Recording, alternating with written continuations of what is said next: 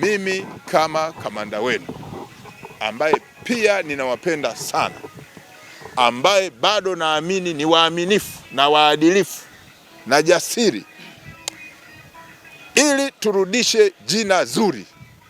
Na kama mlivyosema, hatukubaliani na haya matukio, na nyie mmechukia, hawa watu lazima wakamatwe,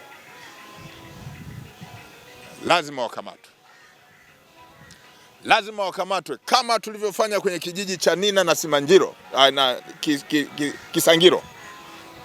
Lazima viongozi turudishe imani, hawa watu wakamatwe ili hatua za kisheria ziweze kuchukuliwa. Mambo mengine ya kiuchunguzi tutawasiliana ili tujue tunafanyaje, na kazi inaendelea vizuri, kwa sababu hatukubaliani na nyie hamkubaliani. Hawawezi wakachafua. Hii kabila ina heshima kubwa. Mnakumbuka tangu marehemu Baba Sokoine, heshima kubwa, heshima kubwa.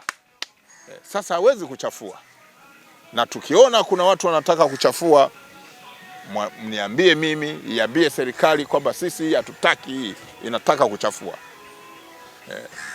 Kwa hiyo lazima turudishe heshima, lazima turudishe heshima ya hii watu inatoka kule. Heshima lazima irudi. Bila kurudisha heshima, bila hiyo kitu kamatwa, watu hawataki nyie. Watu wanaogopa, watu wanaogopa. Sasa utawalazimisha, sasa utasema mimi sio yule, utafanyaje? Hii yote ikirudi kijijini, hii itafanya nini?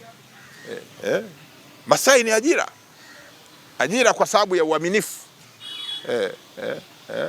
Mimi naelekeza watu wale waliofanya tukio ni watuhumiwa wahalifu kama wahalifu wengine.